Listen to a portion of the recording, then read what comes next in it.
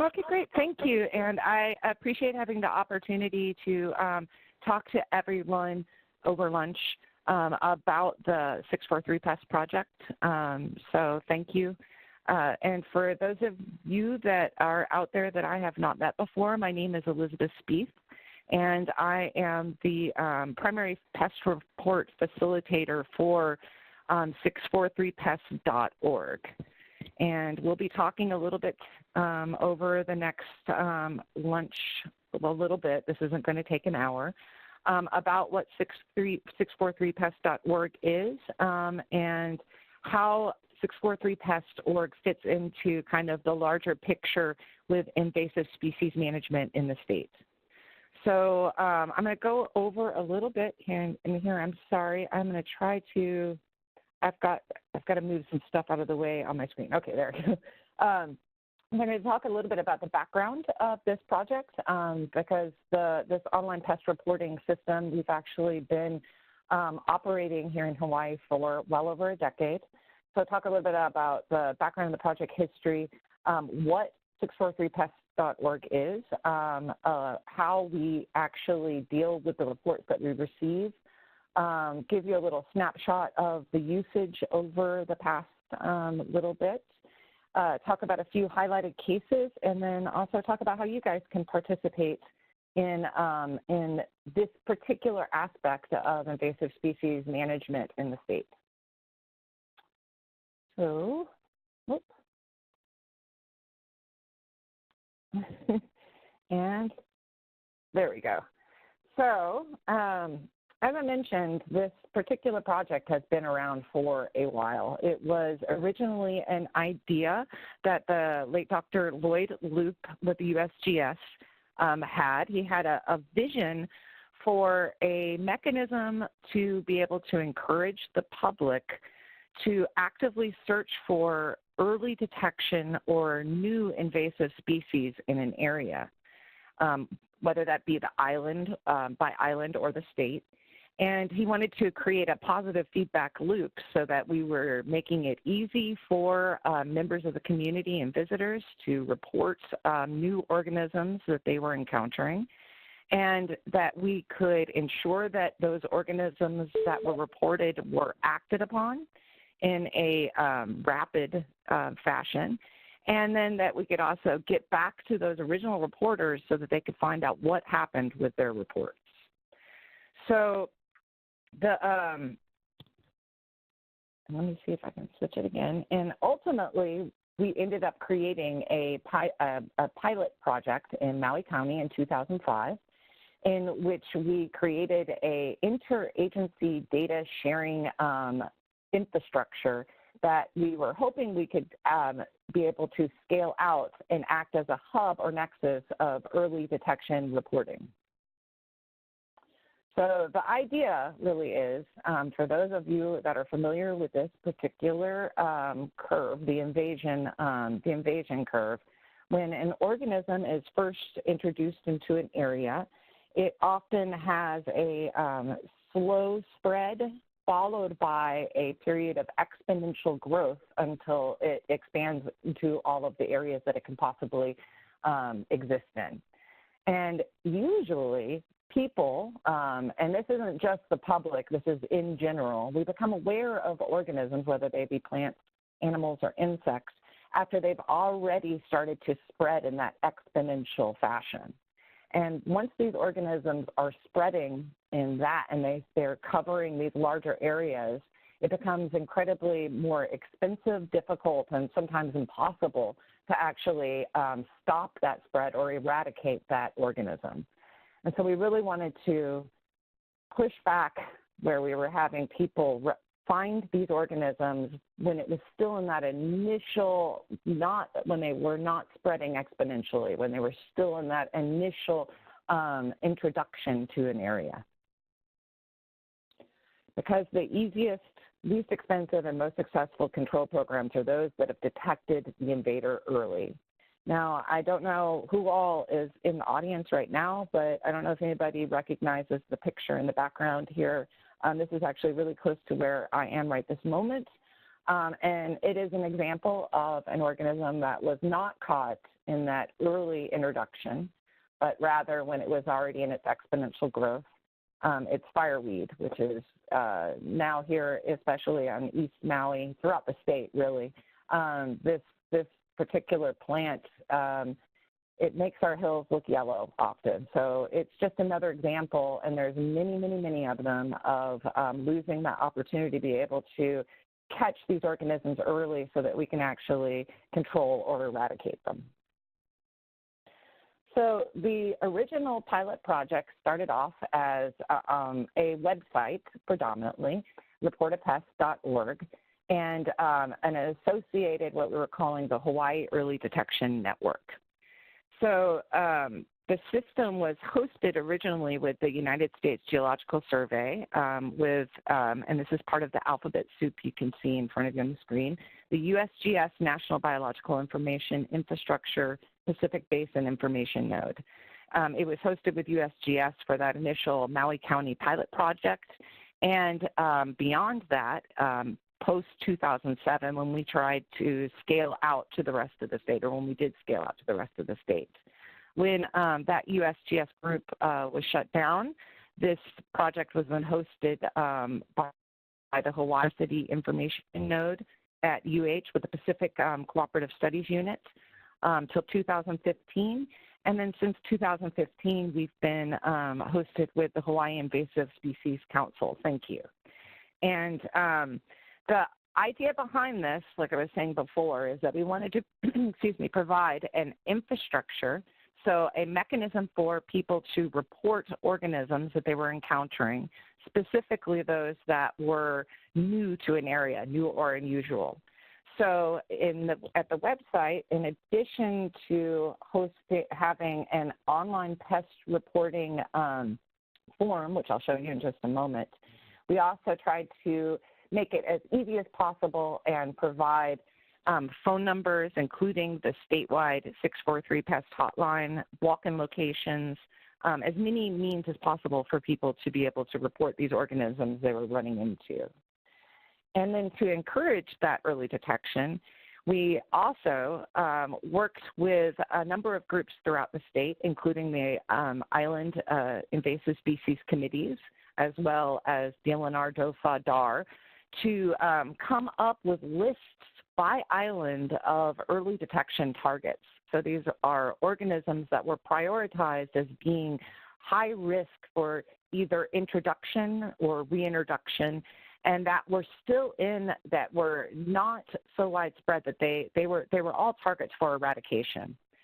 So we developed these lists of organisms for all of the islands, excuse me, and then we actually took those lists of organisms out to the people.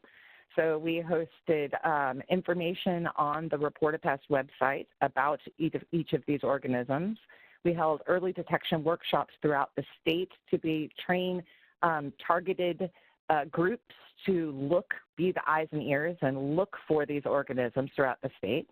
And we created print field guides for all of the outer islands. So that whole Hawaii Early Detection Network and Report a Pest, it was going on and kind of gaining steam and doing a lot of outreach from 2005 to 2015, when just a couple of years ago, we actually rebranded and streamlined the entire system, including updating all of our websites and back-end management of these reports and data.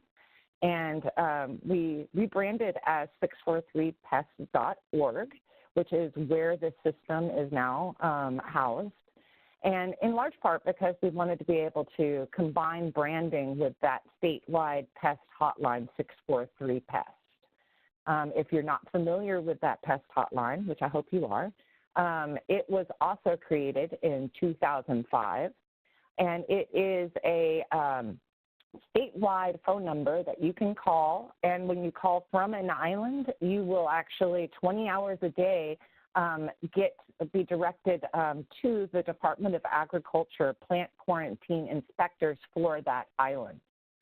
So we've collaborated with these groups, and I'll talk about that in just a moment, all along, but we really need, it is way more effective to be able to try to communicate one type of invasive species reporting message to the state. And in that, we are now the 643pest.org.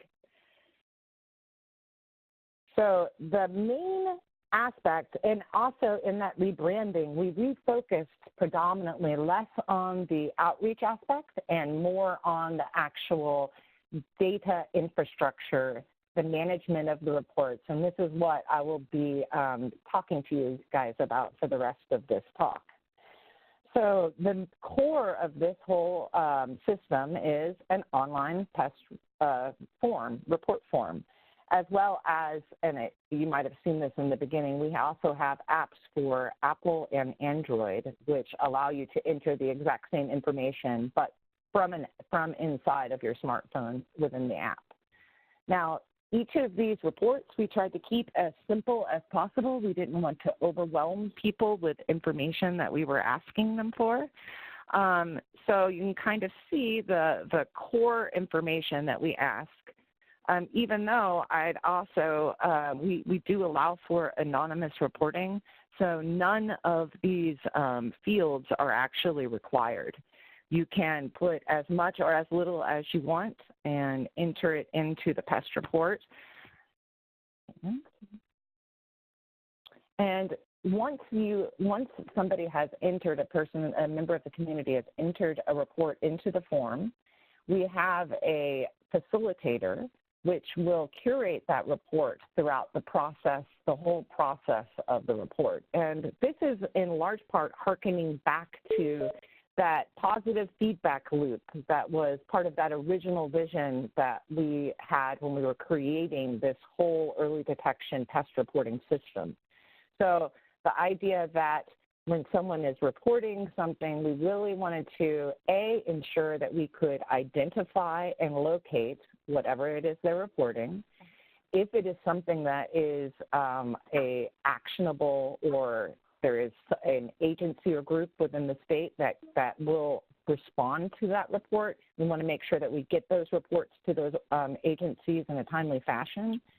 But we also want to make sure that we always close the loop and get back with that original reporter to let them know what happened with the report they originally sent in, with the intention that this will create a, encourage people to continue to be on the lookout for new organisms and to continue to let us know what they're seeing and hearing.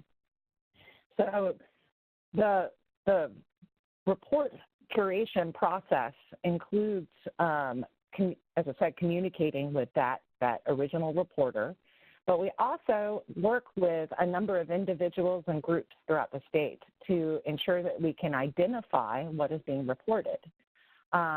A lot of what we get in these reports are often vague descriptions, blurry images. So we continue to work with both the reporter and specialists and taxonomists to be able to ensure that we can identify whatever it is that this person thought was important to be able to report to us. And, excuse me. So we have, in addition to the facilitators that curate this whole process, we have assessors and specialists throughout the state that help us with either specific taxon knowledge, such as entomologists, botanists, that can help us communicate with the reporter or follow up in a way such that we can figure out what all of these blurry images are of. And then we also, and there's a lot of overlap with this next group, we work with a number of agencies and groups throughout the state that are responsible for responding in a rapid fashion to these new organisms when they're spotted. And here are some examples of some of those different types of interactions or how people interact with this system. The facilitators are the person that are going to be dealing with and responsible for the report throughout the whole life of that report. but then we engage a whole number of different people that can help with identifications and response. There's a lot of overlap between those specialists and responders throughout the state. So currently, we have the whole idea behind the system, too, is that it is scalable depending on how many reports we are receiving.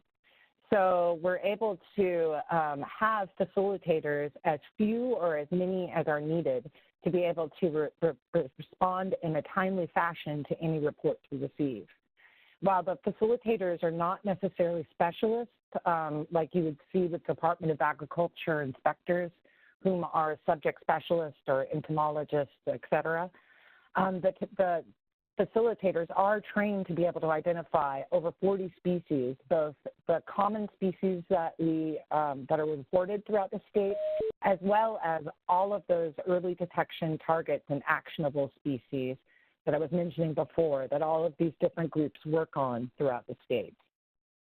And, and we try to make all of this available if anybody is ever interested in any of this. We are more than willing to share all of these materials with anybody that's interested. So there are other, and this is something that we were just talking about right before this, this talk, there are a number of different both formal and informal means that people will communicate about new plants, animals, and insects that they're seeing. And so we always try to make sure that with the online pest reporting at 643pest.org, that we are concentrating on some of the value, both that positive feedback loop, the early detection focus, as well as some value added to our pest reporting system. And some of those added values are that we can, because of that curation process, because we have someone working with the people reporting these organisms from the moment they send in a report to when that organism is identified to when there is a final action that can be taken on that organism, we're providing a lot of positive reinforcement and encouragement for community members to continue to let us know what they're seeing out there. It's also because we are in a kind of unique position where people are reaching out to us to ask for information, we're able to include, there's like an educational opportunity with every one of these interactions.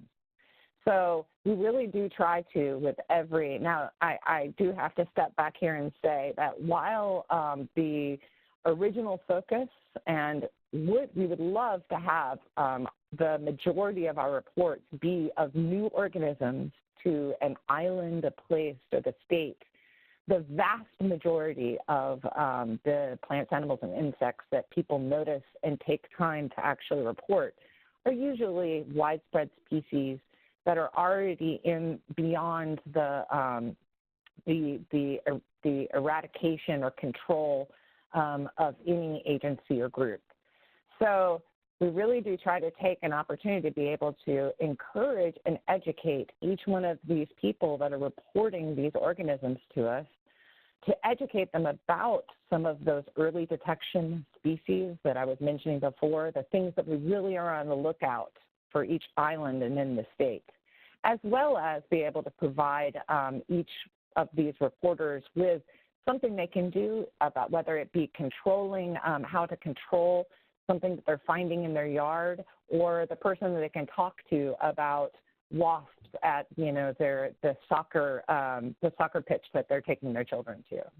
And finally, we found over all of these years that we are able to save agency time and resources by making sure that the Department of Agriculture inspectors, the state agency people in the offices, that all of these people throughout the state aren't having to spend all of their time talking to the public about these widespread species, about Jackson's chameleons, about other widespread species that are commonly reported. So those are just some of the ways that we've tried to focus on adding value to this core invasive species report facilitation. Elizabeth, this is Randy. I had a question on that last slide. What does that acronym Sure. BOLO stand for? Oh, sorry, it's be on the lookout, BOLO. I think that's like a police term. I don't know. Okay, and duly noted, I'll spell that out. Trying to figure it out. Thanks. Yeah, be on the lookout. So in addition to the online report form and apps for Apple and Android, those are really actually just the kind of front public face of what is a much larger system. And so I'm going to show you a little bit behind the screens of how we manage these reports.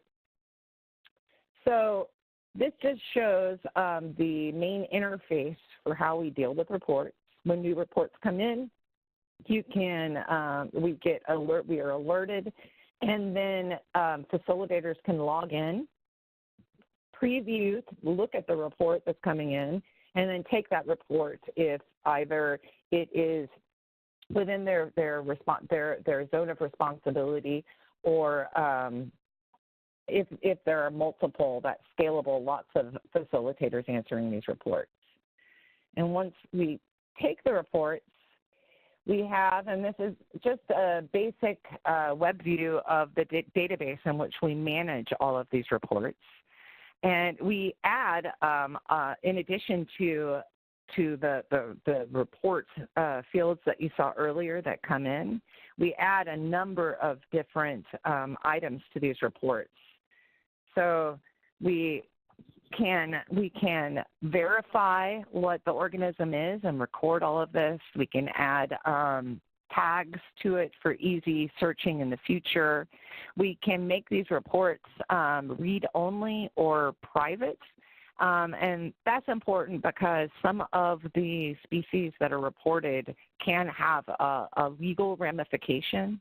So any of the organisms that are under a legal mandate, such as injurious wildlife or noxious weeds, we have to actually, whereas the overall vision for this system is to be able to act, like I said, as a nexus for data sharing, so that we're making it as easy as possible to be able to share with those rapid responders and invasive species managers this information that's coming in from the community.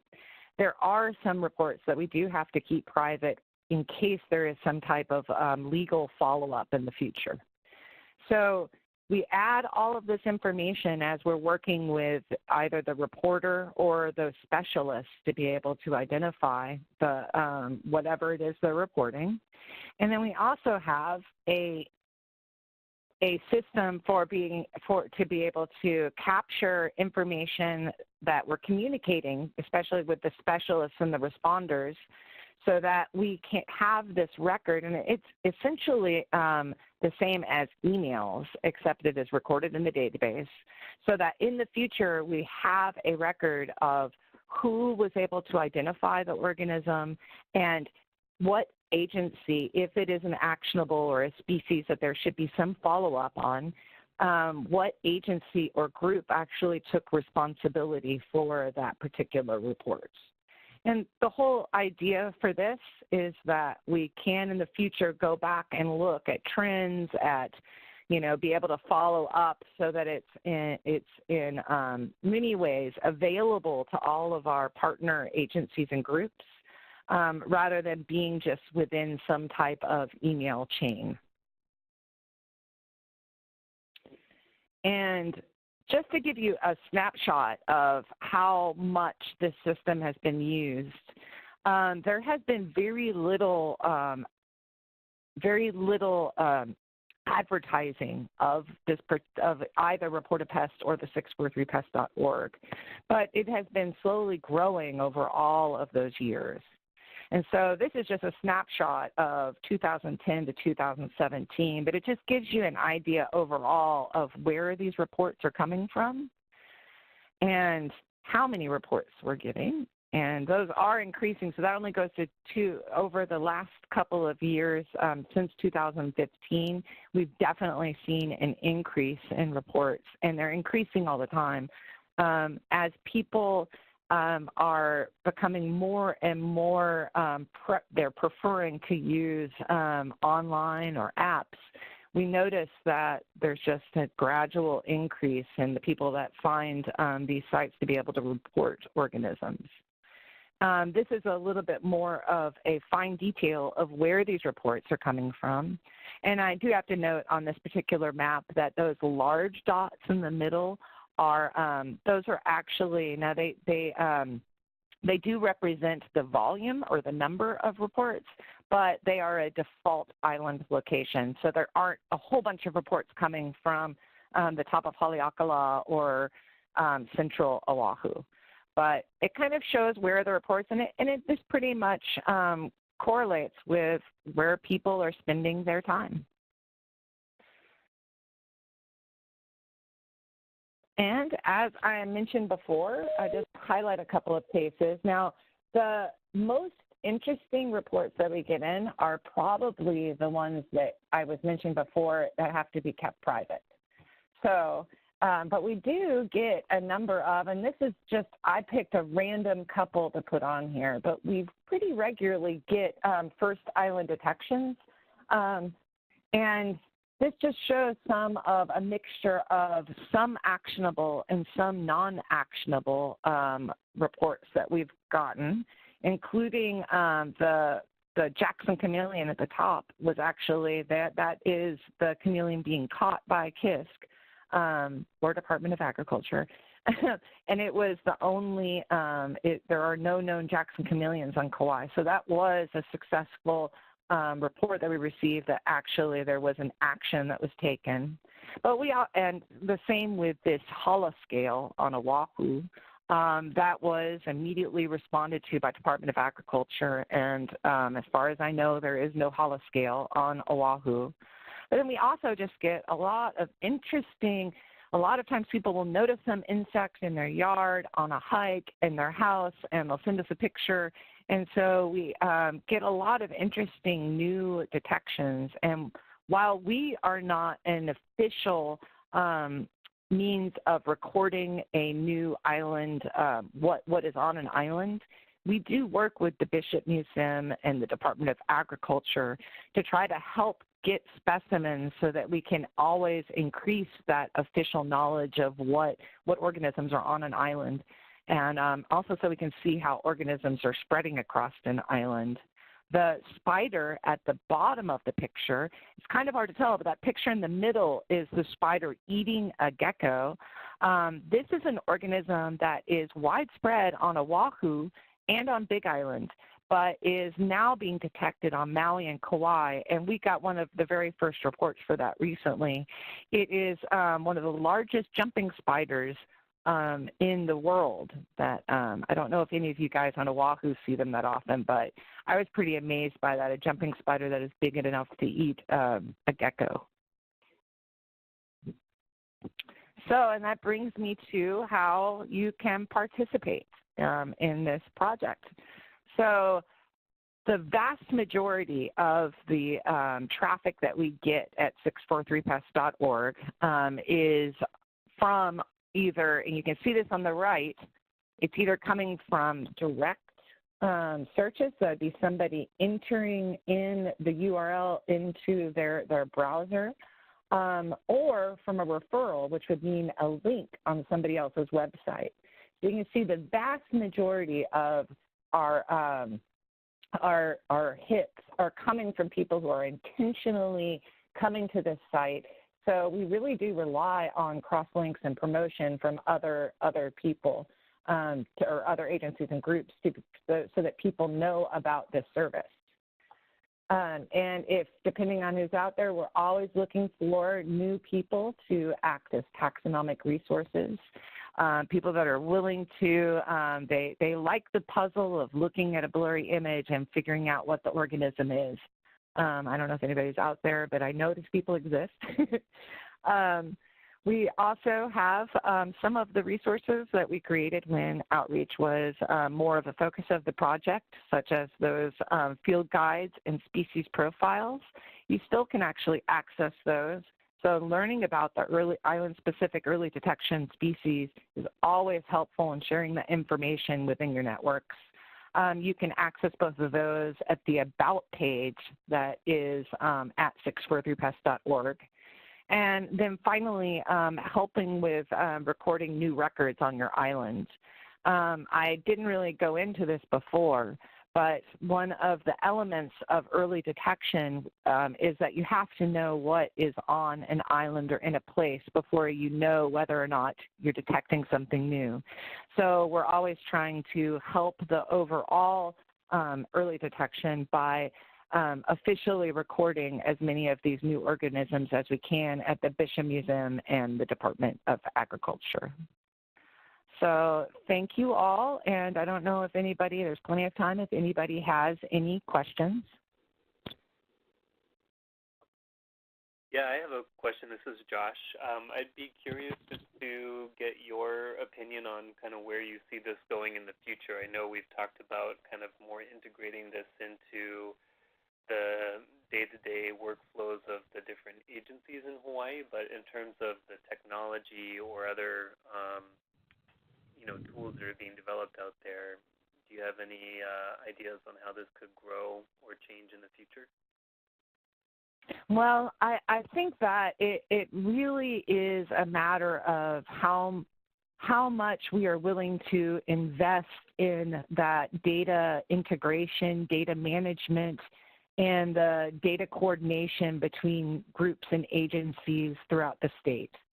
So I think that the 643 PEST, this report management system would play an important role in integrating information, like I was saying, about to make sure that everybody is on the same page as far as organisms that are being spotted in an area, as well as having baseline information about organisms and when they're being spotted, in certain regions or times.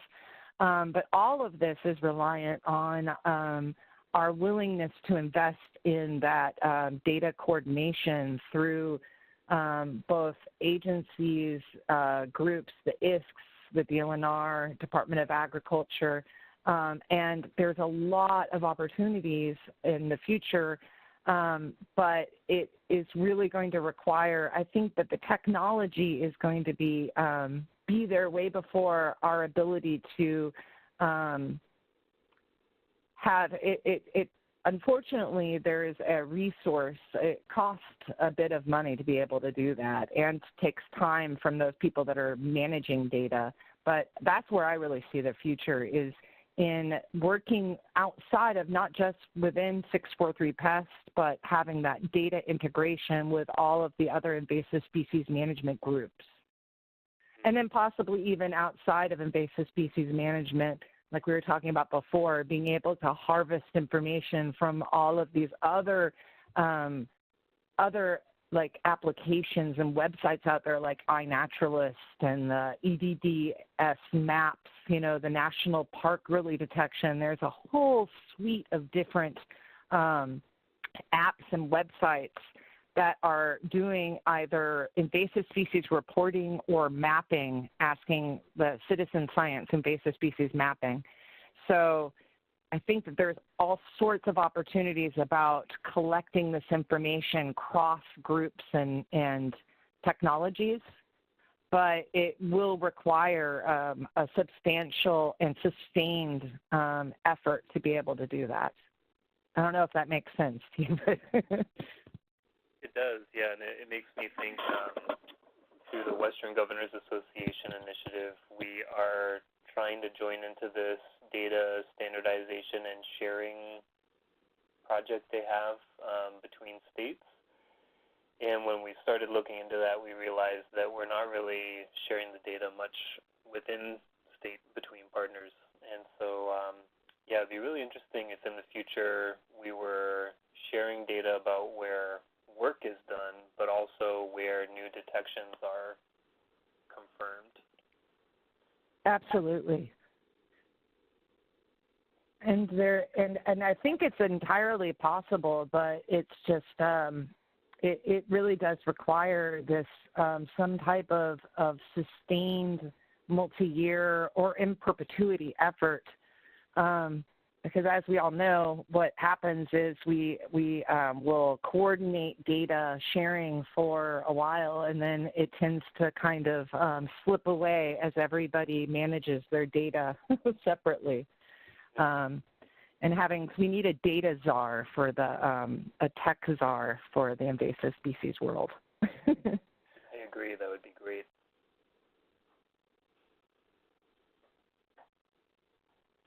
Any other questions from anyone else?